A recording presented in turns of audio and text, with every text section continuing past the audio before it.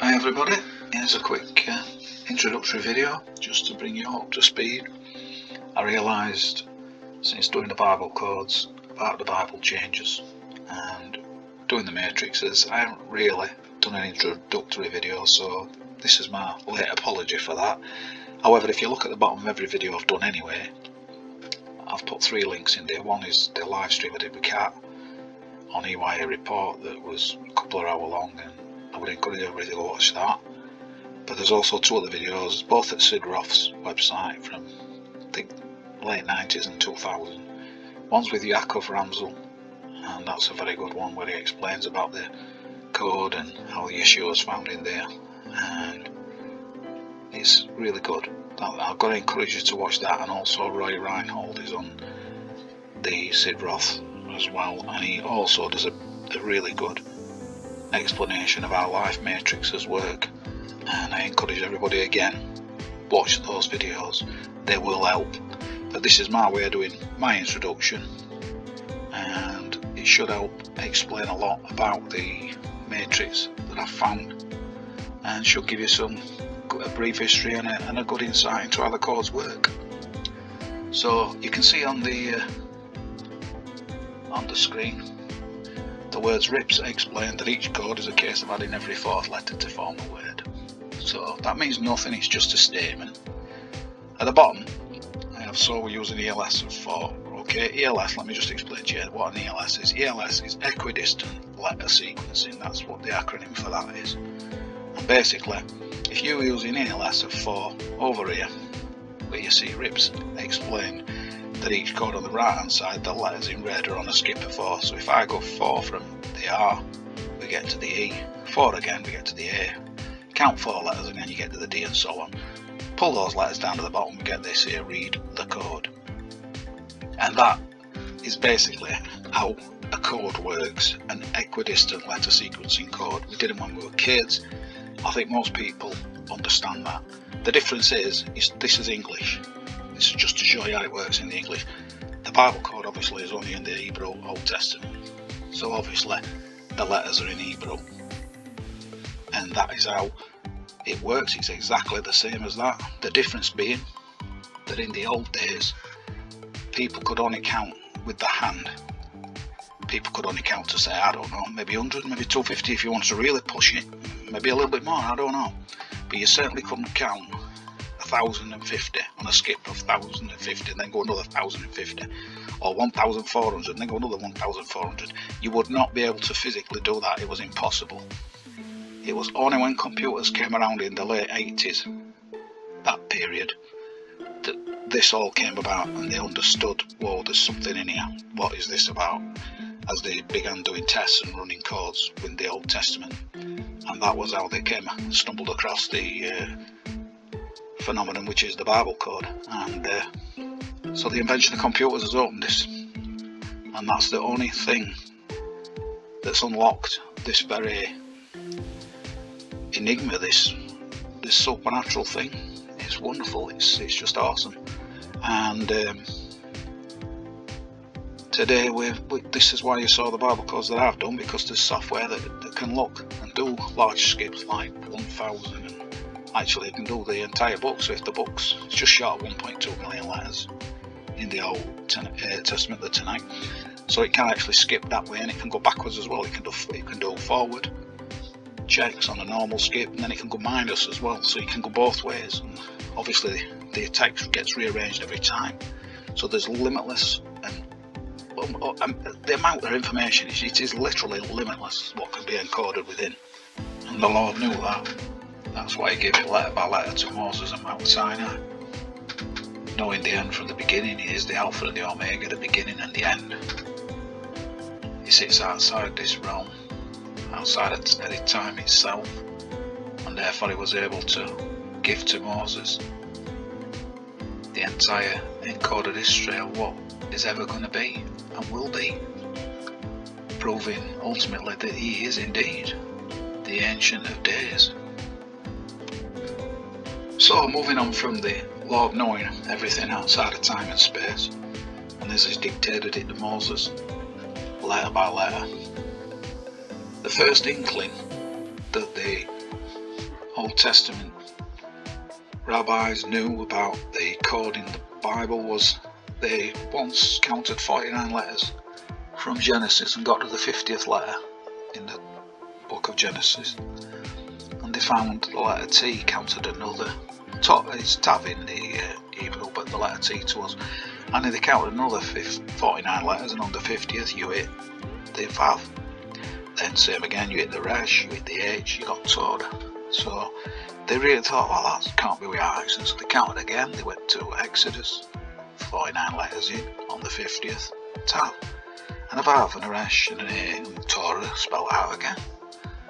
So they thought, that's interesting. They checked the third book in the Torah, Leviticus. Didn't happen. They checked the fourth book, Numbers. It happened, only this time around, instead of hitting the letter Tav first, they hit the letter Hey, and it's spelled backwards, the word Torah, this time around. Same in Deuteronomy. And they thought, this is strange, we've got the 50th letter every time. So on a skip of 49, on the 50th letter, on you hitting the 50th letter, you are getting Genesis pointing to Exodus, Exodus pointing to Leviticus, Deuteronomy pointing to Numbers, and Numbers pointing to Leviticus. All centralising and pointing to the middle book of the 5 books, the book of Leviticus.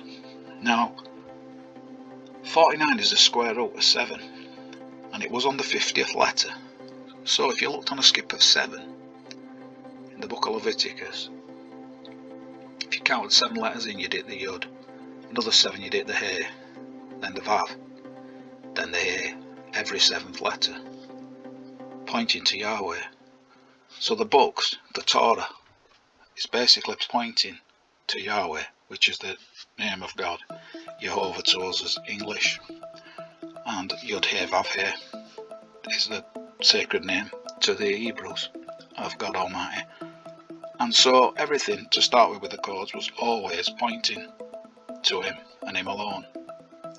And they realised then that there was something in the Bible, in the Old Testament, that was unique. And that was one of the first things, I believe, that people realised in Old Testament times, that there's something special to the Torah and the Tanakh. The Tanakh being the rest of the Old Testament. So, moving to the fast forwarding a few centuries along into the 80s, and we find students that were messing with the computers. They found the name of a famous rabbi called Ramban, and details about a famous book that he also wrote that was encoded within the Torah.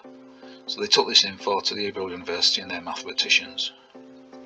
And one of the world's most famous mathematicians, Eliyahu Rips, was very sceptical at first. But after checking for himself with others, they realised they were onto something. So, in the 80s, Eliyahu Rips and Doran Whitson, they're researching very heavily on the Bible codes now. They realise this is way beyond chance. They've looked at this from a mathematical and analytical mindset. They take it to a peer-reviewed statistical science magazine and said, have a look at this. So this magazine in America, they said, well, maybe you got lucky. So they said, go and look for 34 rabbis of the past, not just this guy. So they did. They went back, they did this, what is now called the Great Rabbis Experiment, and they went searching. They looked for 34 famous Jewish rabbis, they looked for their birth and death, and they found 32 out of the 34. They were amazed. They showed the findings back at the peer review magazine, Statistical Science, and they said they published the findings in their magazine. So they worked months on it, presenting everything, wanting to do things right, make it look good, etc., so forth and so on. They take it to them, but at the last minute, Statistical Science go, whoa, too controversial for us, we're not going to publish this now. So after a bit more pestering and showing more evidence, cities where they lived, their birth and deaths too, along with all the famous rabbis' names, etc., the Statistical Science guys palmed them off to the most respected statistician in the world, the #1 by the name of Percy Diaconis, and they said if you can get him to sign off on it, we'll publish it for you. The funny thing about this, he was president and all of the American Skeptics Association at the time. LOL. He said, no way, I'm not having any of this. He said, go and do a controlled experiment in another book, War and Peace. Well, they did, and they found nothing, absolutely nothing. So then he said, okay, go and do Moby Dick. They found nothing again.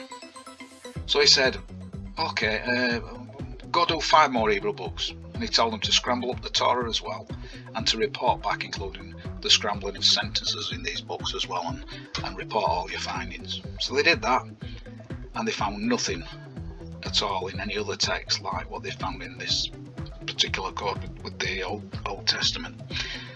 So back and forth this goes, 12 experiments in total checked, and it comes obvious that they just do not want to publish these findings because of the repercussions involved. Eventually, the Jewish rabbis, they cry out and say, look, what have we got to do to get this scientific fact published in the peer-reviewed magazine? The statistician said, come back after you've checked 1 million more books, and then I'll sign off on it being real. And what is incredible to me, you've got to really appreciate the tenacity of these rabbis. They went another 4.5 years, looked and checked over 1 million more books that had absolutely nothing like what's in the Hebrew Old Testament, and they knocked on his door 4.5 years later, and he answered the door, went, what, you guys? And they gave him the results and said, there you go, 1 million books. Nothing.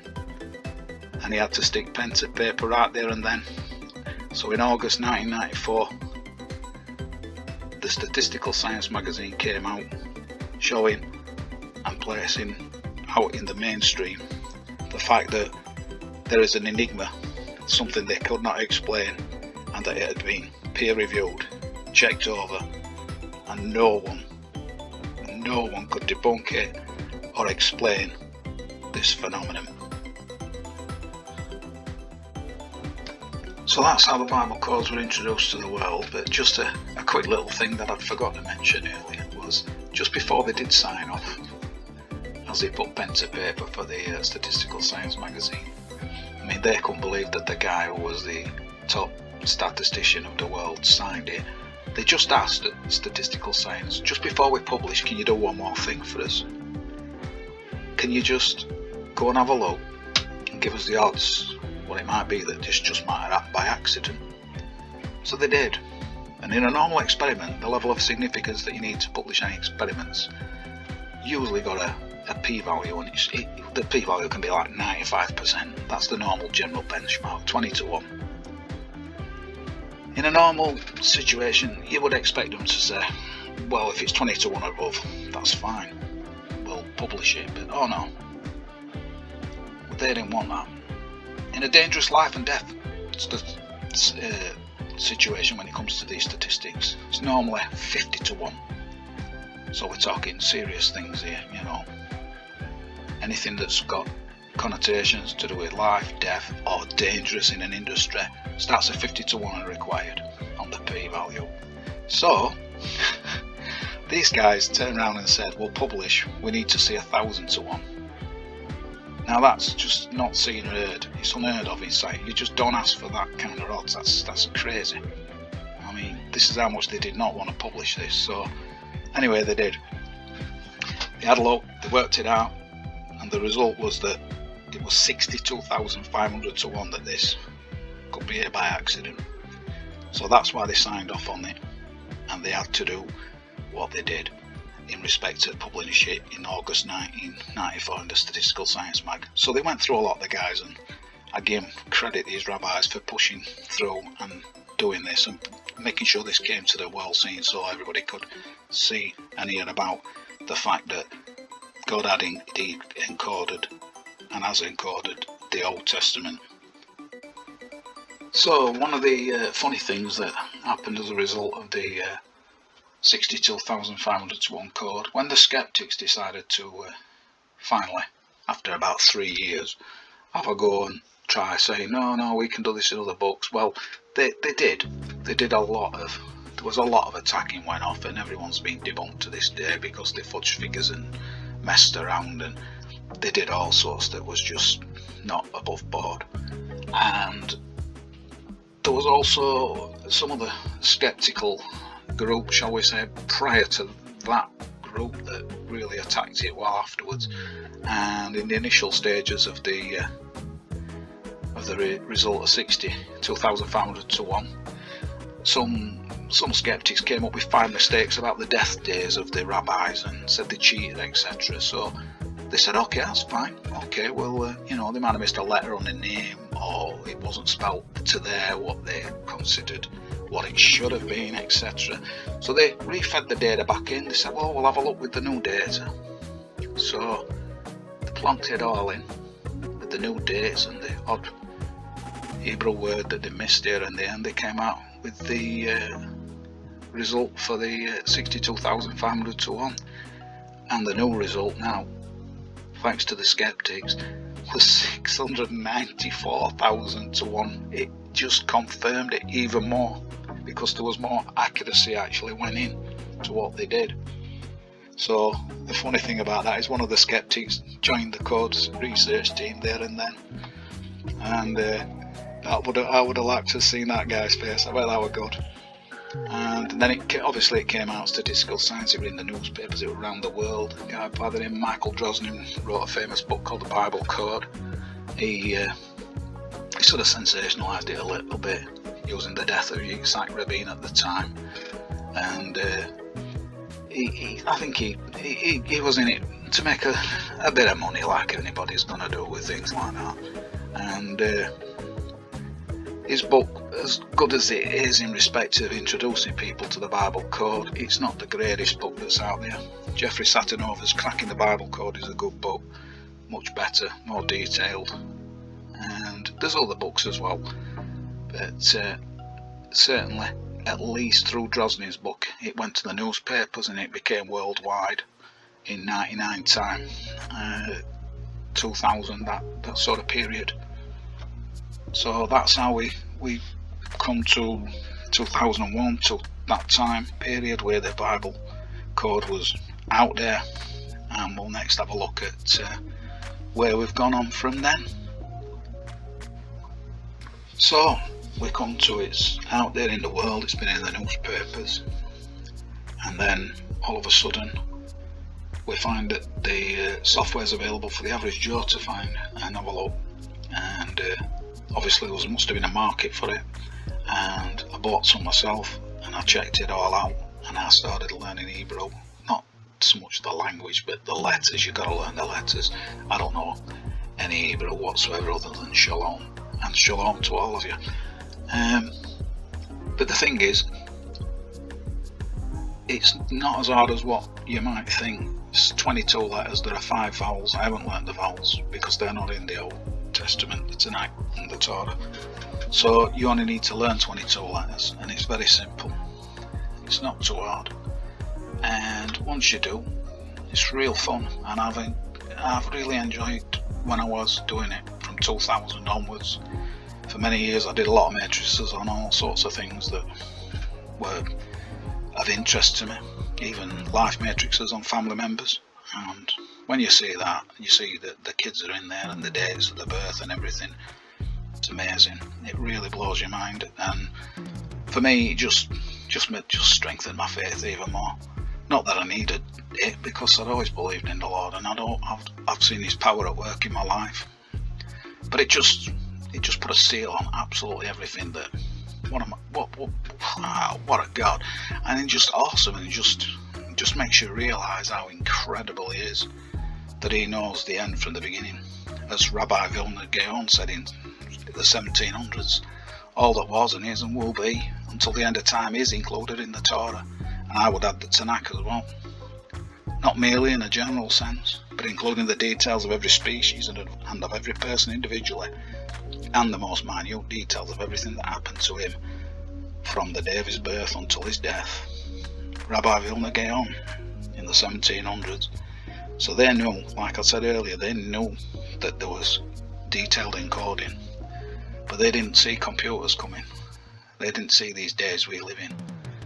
I'm reminded of Daniel, where knowledge will increase, and Daniel were told to seal up the book until the time of the end. And I believe that book is the encoded Word of God from the very throne room that's hidden in the Old Testament. And it's wonderful knowing that the Ancient of Days, as I call him, I love that name, he's outside of time and space. Ancient of Days, he's outside time. And when I say space, I mean space in literal heavenly, because we all know we've been conned regarding NASA and this realm that we live in. Everything's a lie, people. Everything. I've always said, if I don't go by the way of the grave, that's wonderful. But if I do, I've always said to my lads, if you bury me, always put on my tombstone 2 words: question everything. So that just about wraps up our little history lesson on the codes. The only thing for me to do is to tell you why I got back into it again just recently, and that was as a result of a time of fasting and prayer where I was seeking God for direction in my life. And somehow in a sort of strange, but yet not strange, because these things happen for a reason. When you pray and fast, it's awesome to see God's hand move in your life, because you see things that you overlooked come back into focus again. And cut a long story short, I was led back to these codes because, if you don't know, the Bible is actually under attack and is supernaturally changing. And if you don't know about the Mandela effect, go and do a search, go find out. You'll find the Bibles are under supernatural attack. And what I mean by that is, the King James Version of the Bible is not once what it was. There are new words in there. There's words being taken out. It's under satanic assault. And I'm not just talking online. We're talking, you can go and grab your physical Bible. Certain words that used to be in there are not there. I'll give you an example. Wineskins were always in our King James Version Bible. And they are no longer in there. And I've done a little 2-minute video about that. You can see that one. Have a look at me other videos. It's a recent one. And you can see what I've got to say about that there. Now, the point is, I thought because the Bible had become corrupted, and because it's been attacked, and because it's been absolutely butchered, and we're not just talking 1 or 2 changes, we're talking thousands, people, absolutely thousands. I obviously thought, no, this Bible code thing won't work. That's what I thought. So 3 years ago, I wasn't even bothering looking for codes, and I hadn't for a while anyway. I think the last time I'd done it was 12, 13, 14 times. And that were only sporadic, and every now and again when I probably just, I'll go and check that and have a look if something had happened in news. So I've not really been at it like I were when I initially got the software. And so I just presumed it won't work. But through the time of prayer and fasting, I was led back to it.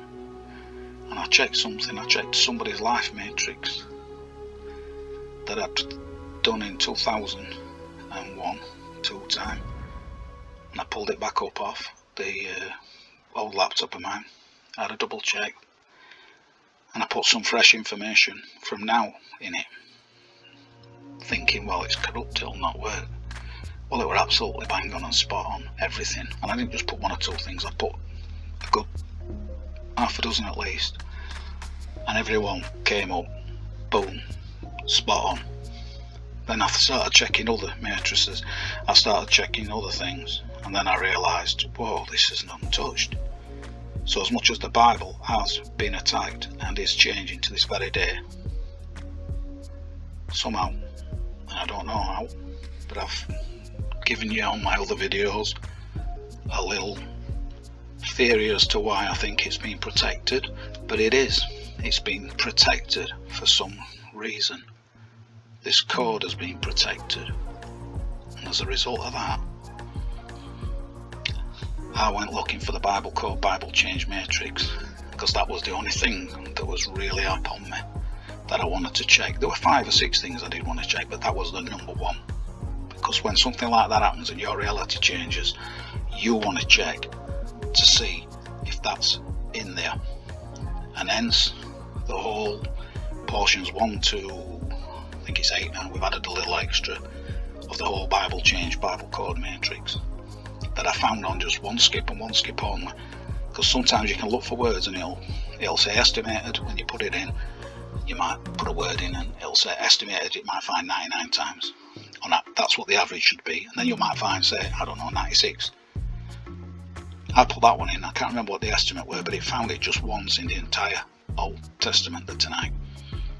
And the rest is history, as they say, because you can go and watch the videos now and see what I found and all the information that shows without doubt that God Almighty knew full well this was going to happen.